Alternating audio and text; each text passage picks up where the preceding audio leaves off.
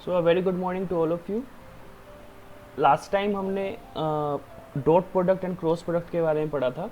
तो आज जो हमारे मेन टॉपिक्स हैं, दो टॉपिक्स हैं और ये बहुत इंपॉर्टेंट टॉपिक्स बिकॉज इन पर न्यूमेरिकल्स आते हैं या 3 नंबर में डेरिवेशंस भी आती हैं। ठीक है, relative velocity and projectile motion. उससे पहले थोड़ा सा हम पढ़ लेंगे। हमने जो डॉट प्रोडक्ट बारे में पढ़ा था कल last time, dot product and cross product. Dot product scalar product होता है। ठीक है,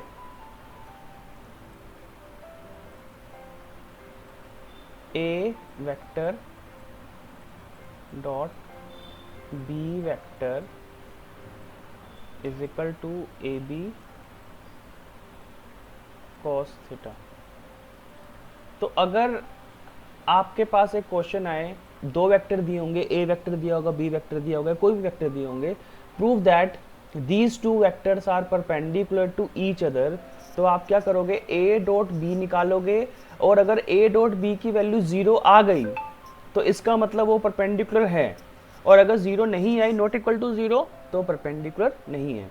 सिमिलरली अगर दो वेक्टर्स को आपको पैरेलल प्रूफ करना है तो vector A cross vector B निकालना पड़ेगा आपको। अगेन अगर A vector cross B vector अगर 0 आ गया तो वो दोनों वेक्टर पैरेलल हैं।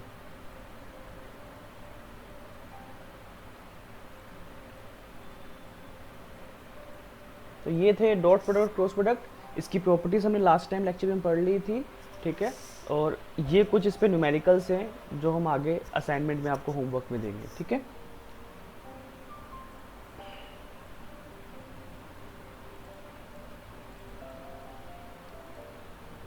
तो अब जो हमारा टॉपिक है रिलेटिव वेलोसिटी, उसको पढ़ते हैं।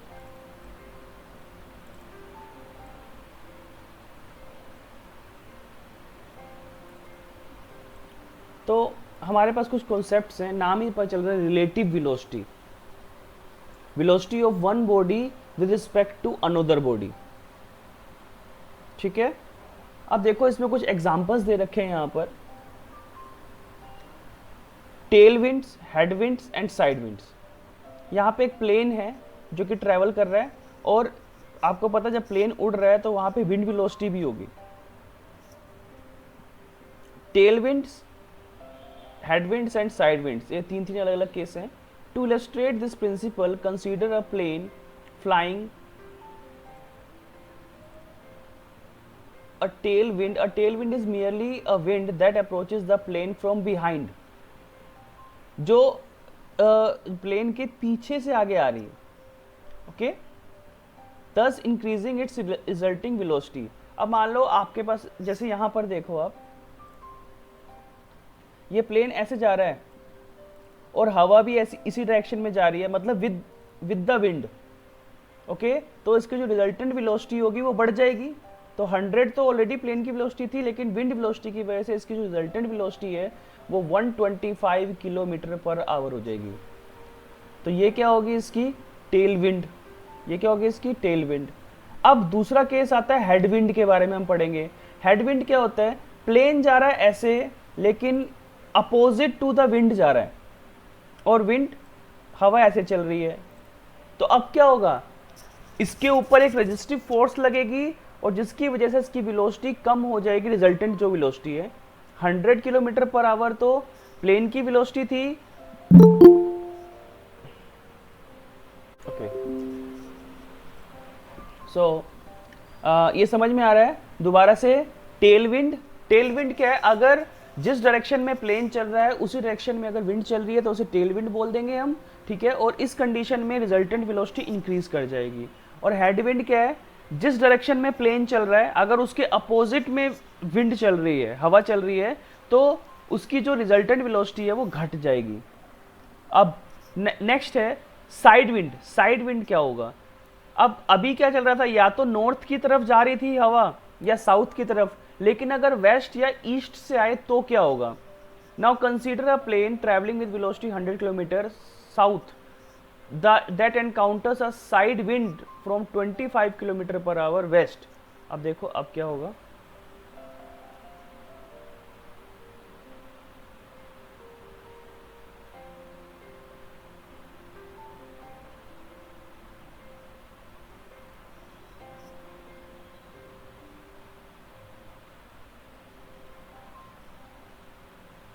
अब ये वाला है आपके पास केस। अब ये साइड विंड है, पहले क्या, या तो प्लेन के अलोंग या प्लेन से अपोजिट, लेकिन अगर वेस्ट या ईस्ट से चल रही हो तब क्या होगा।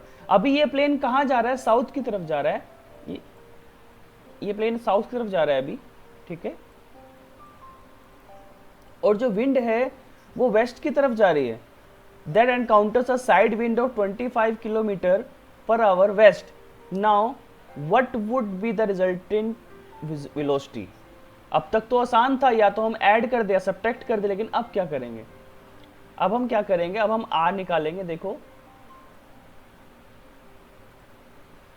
ये हो गया 100, वेस्ट की तरफ जा रही है, ठीक है, तो ये हो गया 25, और यहाँ पर हम एक थर्ड साइड ड्रॉ कर लेंगे, और ये होगा हमारा रिजल्टेंट वेलोसिटी, ठीक है। तो इजी है ये। क्या फॉर्मूला होता है, पाइथागोरस थ्योरम लगा लेंगे, राइट हैंड ट्रायंगल बन रही है, राइट एंगल ट्रायंगल बन रही है, सॉरी। तो क्या फॉर्मूला होता है, h square is equal to p square plus b square, और आप निकाल पाओगे, ये आपका है 100 किलोमीटर पर आवर। ये सॉल्व करके आपका r कितना आ जाएगा, 103 किलोमीटर पर आवर, ठीक है। तो ये अच्छा, ये तो हो गया आपका मैग्नीट्यूड, लेकिन डायरेक्शन भी तो निकालनी पड़ेगी। आप इससे एंगल भी निकाल सकते हो। अब एंगल कैसे निकालोगे, एंगल कैसे निकालोगे आप देखो, टेंजेंट थीटा, टेंजेंट थीटा से एंगल निकालोगे आप। क्या होता है, परपेंडिकुलर अपॉन बेस। परपेंडिकुलर कितना है इसमें, 100, और बेस कितना है 25, तो कितना आ गया 4। तो फिर टेंजेंट को उधर ले जाएंगे तो थीटा टेंजेंट इनवर्स 4, इतना भी कर दोगे तो भी आपको मार्क्स मिल जाएंगे। और अगर वहाँ पर टेंजेंट मतलब 4 की वैल्यू दे रखी है, टेंजेंट की 4 की वैल्यू कहाँ पर आती है, तो वहाँ से आप एंगल भी निकाल सकते हो, ठीक है। और सॉरी, यहाँ पर हमने थोड़ा अपोजिट कर दिया आई गेस।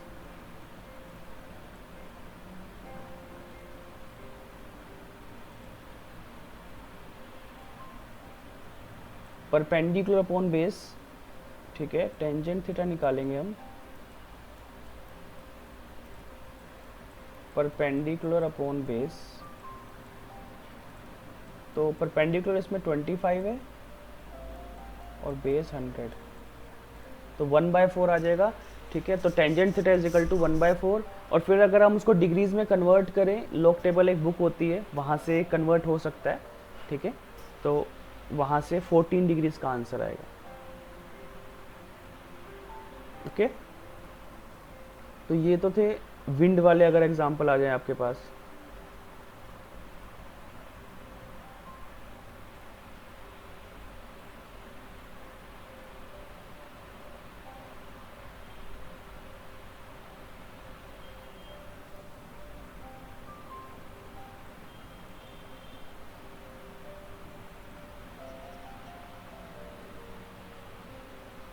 ओके। तो नेक्स्ट देखो कैसे एग्जांपल आ सकते हैं आपके पास।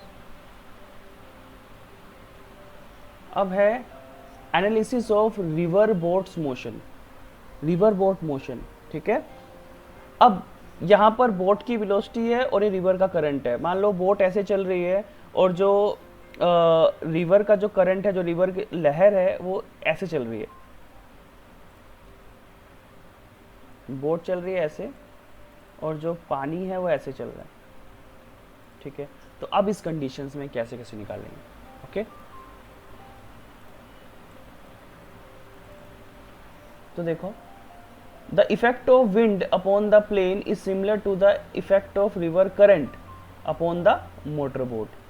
If a motor boat were to head straight across a river, the river current influences the motion of the boat and carries it downstream, ठीक है। तो वो क्या कह रहा है कि if a motor boat were to head straight across a river, सीधा उसने जाना है तो वो सीधा नहीं जा पाएगा, रिवर करंट की वजह से देखो वो सीधा नहीं जा पा रहा। ऐसा नहीं कि यहां चला तो बिल्कुल स्ट्रेट लाइन में नहीं जा पा रहा वो, जबकि वो चल स्ट्रेट लाइन नहीं रहा है, because but due to this river current there is a force, opposite force जिसको अपोज कर रही है, इसका जो मोशन है वो स्ट्रेट ना होने की बजाय कुछ कर्व होगा।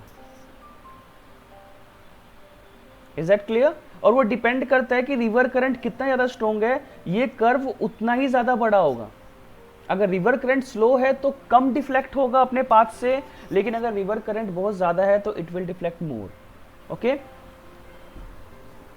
तो अब करेंगे क्या? The resultant velocity of the motor boat can be determined in the same manner as we done for the plane. बिल्कुल प्लेन की तरह ही कर सकते हैं हम यहाँ पर। ठीक है, कैसे?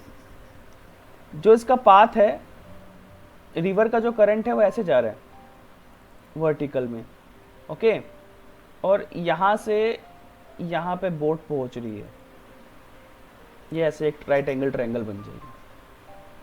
ठीक है, तो पाइथागोरस थ्योरम लगा के suppose that the river was moving with 3 metre per second, river का जो करंट है वो मूव कर रहा है 3 metre per second north, and the motor boat was moving with a velocity of 4 metre per second east.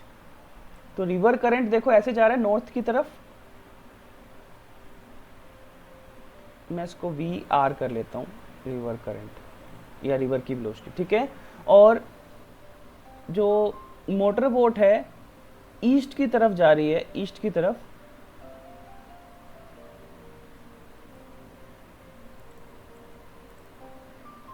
ये क्या है? Motor boat V M.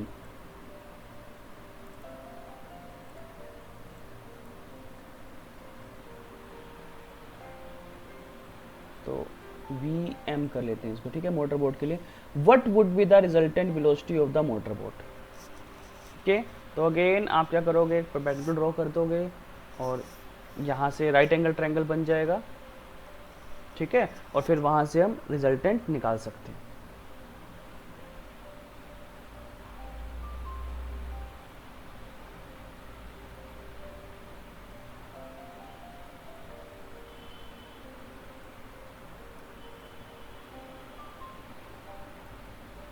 अब देखो अगला केस, अब हमने उसका रिजल्टेंट तो निकाल लिया, और जब भी रिजल्टेंट निकालना है साथ में आपने क्या निकालना है? साथ में आपने उसकी डायरेक्शन भी निकालनी है। ओके, तो अब देखो ये, अब हमने मैग्नीट्यूड निकाल लिया उसका पीछे, अब हम उसकी डायरेक्शन भी निकालेंगे। डायरेक्शन अगेन टेंजेंट थीटा से निकालेंगे हम। किससे निकालेंगे? टेंजेंट थीटा से। ओके, टेंजेंट थीटा का फॉर्मूला क्या होता है? Perpendicular upon base.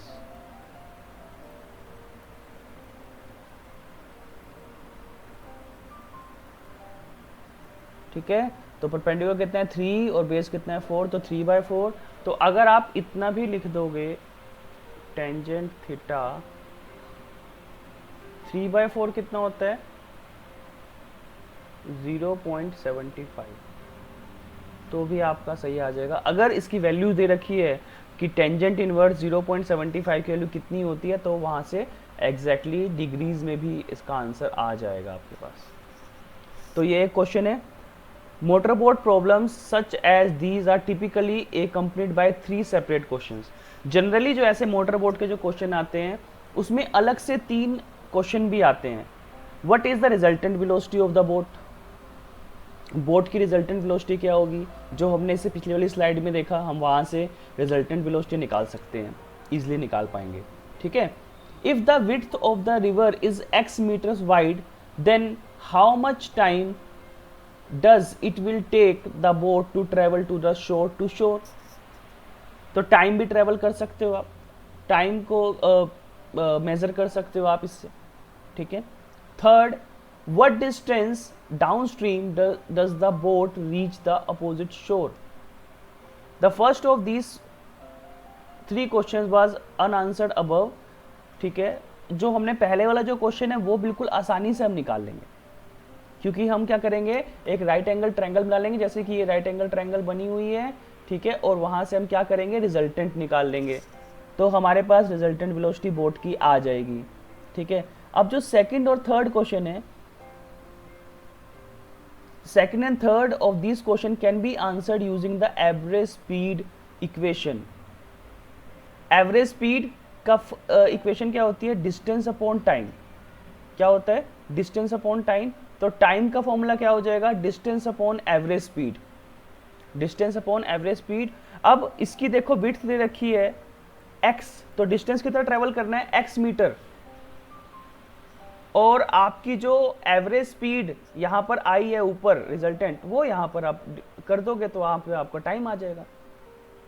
जैसे कि यहाँ पे दे रखा है, ये देखो, a motor boat travelling 4 metre per second east encounters a current, current का मतलब यहाँ पे रिवर की वेलोसिटी, ट्रेवलिंग 3 मीटर नॉर्थ। ठीक है, यही वाला क्वेश्चन है, तो इसका मैं दोबारा से बना लेता हूँ। ये रिवर की है 3 मीटर पर सेकेंड, और ये बोट की है 4 मीटर पर सेकेंड, तो ये मैं आर, ये तो पहले क्वेश्चन का आंसर, रिजल्टेंट वेलोसिटी कितनी आएगी, रिजल्टेंट वेलोसिटी 4 का स्क्वायर प्लस 3 का स्क्वायर, 16 प्लस 9 25, तो रिजल्टेंट आ जाएगा 5। पाइथागोरस थ्योरम से कैलकुलेट किया है मैंने, तो रिजल्टेंट आ जाएगा 5। अब इसमें उसकी विड्थ दे रखी है, if the width of the river is 80 metre wide then how much time does it will take the boat to travel to the shore. Okay, what distance down stream does the boat reach the opposite shore. अगली slide में देखते हैं इसको कि कैसे इसको हम निकाल सकते हैं।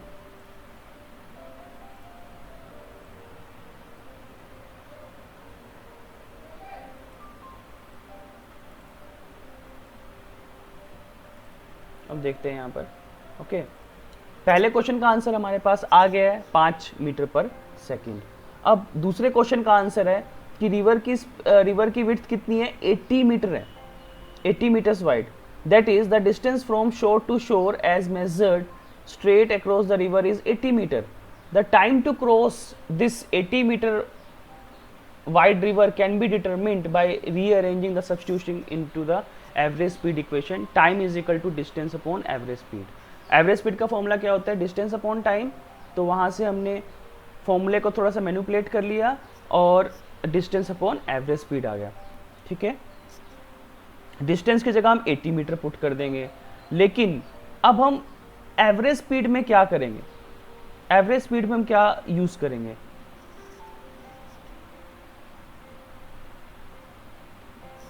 तो एवरेज स्पीड हम बोट की यूज करेंगे। यहाँ पर लिखा हुआ है पूरा इसमें, what value should be use for the average speed. Distance की वैल्यू हमें पता है, अगर हमें एवरेज स्पीड की वैल्यू पता चल जाए तो हम टाइम निकाल पाएंगे।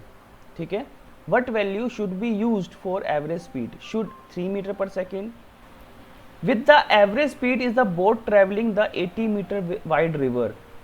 Most students want to use the resultant velocity in the equation since that is the actual velocity of the boat with respect to the shore. Yet the value of 5 meter per second is the speed at which the boat covers the diagonal dimension of the river.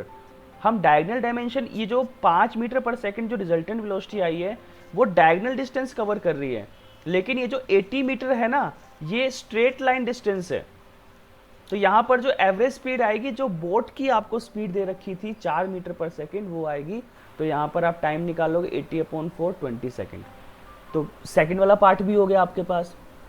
अब third वाले part के लिए क्या करेंगे हम, it requires 20 second for the boat to travel across the river.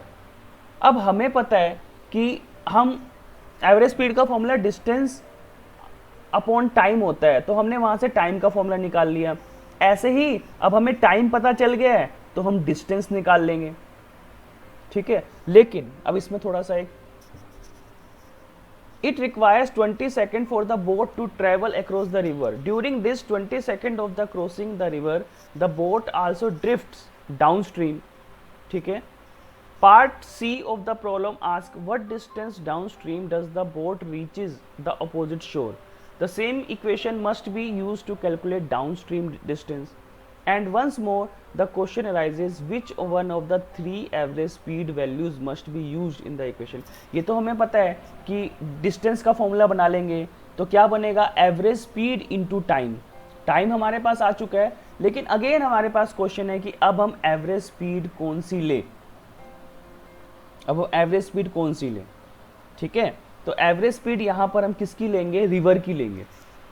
क्यों, reason क्या है, the speed at which the boat covers the distance corresponds to average speed on the diagram and so the average speed of 3 metre per second, average speed in the downstream direction should be substituted into the equation to determine the distance. So this is it.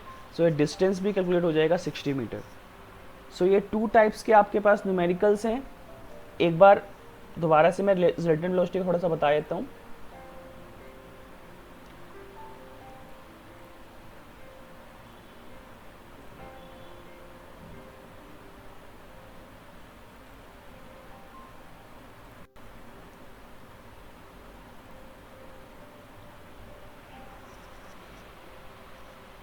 अच्छा, इसमें जो resolution vector हमने last time किया था उसमें walking of man, walking of man का पूरा example है, इसको पढ़ना है आपने। अगर जब एक मैन वॉक कर रहा है तो उसके 2 हम कंपोनेंट बना सकते हैं।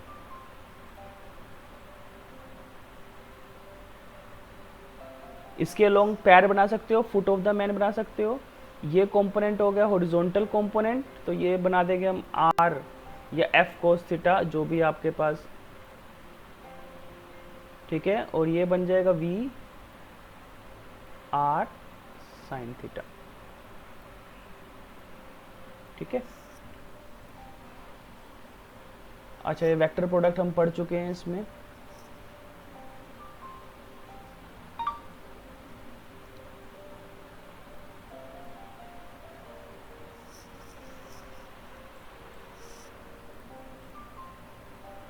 ओके, तो एक मैं यहाँ पे बताना चाह रहा था आपको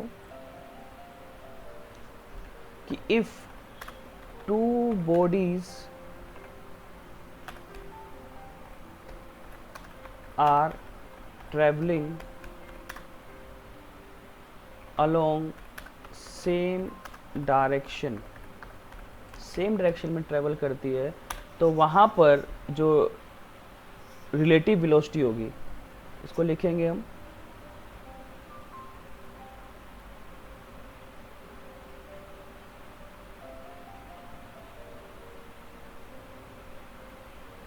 इसको हम ऐसे लिखेंगे V A B, velocity of A with respect to B, तो इसे लिखेंगे हम V A minus V B, ठीक है। अब इसी में ही दूसरा अगर हम देखें, if the 2 bodies are travelling up in opposite direction, अगर अपोजिट डायरेक्शन में होगा तो वो ऐड हो जाएगा, V A plus V B.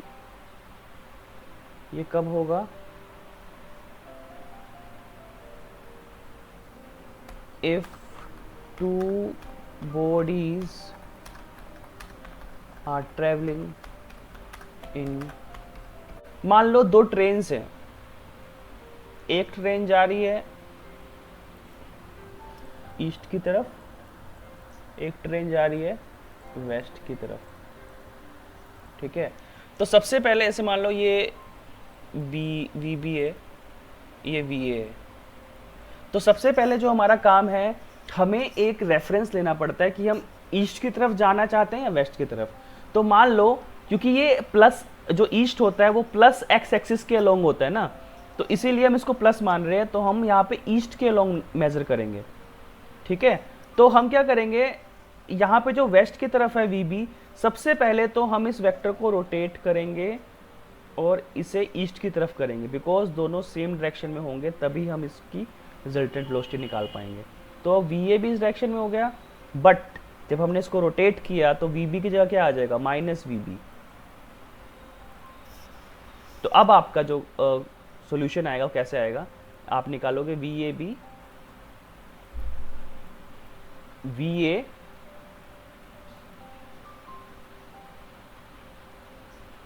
ठीक है, V A minus V B, basically plus ही होता है, लेकिन यहां पर माइनस वी बी हो गया, क्योंकि अगर आपको दोनों को सेम डायरेक्शन में करना है तो आपको एक वेक्टर का नेगेटिव वेक्टर लेना पड़ेगा। ओके, तो जल्दी से लास्ट टॉपिक करते हैं हमारा आज, प्रोजेक्टाइल मोशन। अच्छा, ये एक इंपॉर्टेंट क्वेश्चन है। A man moving in rain holds his umbrella inclined to the vertical even though the rain drops are falling vertically downwards। ये बड़ा इंपॉर्टेंट क्वेश्चन है कि rain drops vertical downward fall करती है, लेकिन फिर भी वॉकिंग मैन, यहाँ पर ध्यान रखना, यहाँ पर इस क्वेश्चन में क्लिच है कि वॉकिंग मैन होना चाहिए। ये नहीं कि जब आप खड़े हो तब भी आप इंक्लाइन करोगे तो आप भीग जाओगे, फिर अम्ब्रेला काम ही नहीं कुछ है। लेकिन अगर आप चल रहे हो, ठीक है, तो अम्ब्रेला को हमें थोड़ा सा एंगल पे पकड़ना पड़ता है रेन से बचने के लिए। अगर हम सीधा पकड़ रखेंगे तो हम भीग जाएंगे। उसका रीज़न क्या है? देखो, उसका रीज़न ये है कि आप भी मूव कर रहे हो और कुछ रेन की भी कुछ वेलोसिटी है, तो वहाँ पर जो कॉन्सेप्ट आएगा वो आएगा रिलेटिव वेलोसिटी का। क्या कॉन्सेप्ट आएगा रिलेटिव वेलोसिटी का? जैसे कि जो रेन है वो वर्टिकली डाउनवर्ड फॉल कर रही है, ठीक है, वो वर्टिकली डाउनवर्ड फॉल कर रही है, और जो मैन है वो ऐसे मूव कर रहा है, हॉरिजॉन्टली मूव कर रहा है।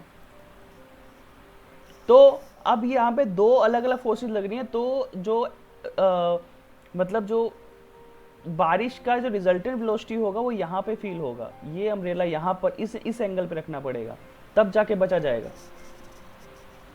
इसे बोलेंगे VRM, रिजल्टेंट वेलोसिटी।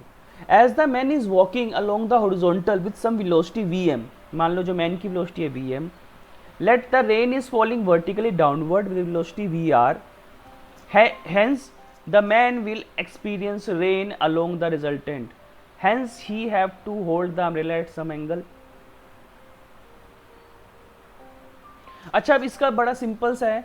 जो विंडशील्ड्स होती हैं कार में, जो विंडशील्ड जो लगी होती है वो एंगल पे लगी होती है ना। क्या कभी स्ट्रेट होती है? स्ट्रेट होगी तो आपकी तो गाड़ी भीग जाएगी, ठीक है। तो वो हमेशा जो विंडशील्ड होती है, जो बिल्कुल फ्रंट वाला शीशा होता है, वो एंगल पे लगा होता है। ओके, बिकॉज जो गाड़ी है वो मूव कर रही है लगातार। जब मूव, अच्छा, ये डिपेंड करता है कि वो कितनी ज़्यादा एंगल पे आएगी, जितनी तेजी से वेलोसिटी ऑफ मैन होगी या वेलोसिटी ऑफ कार होगी।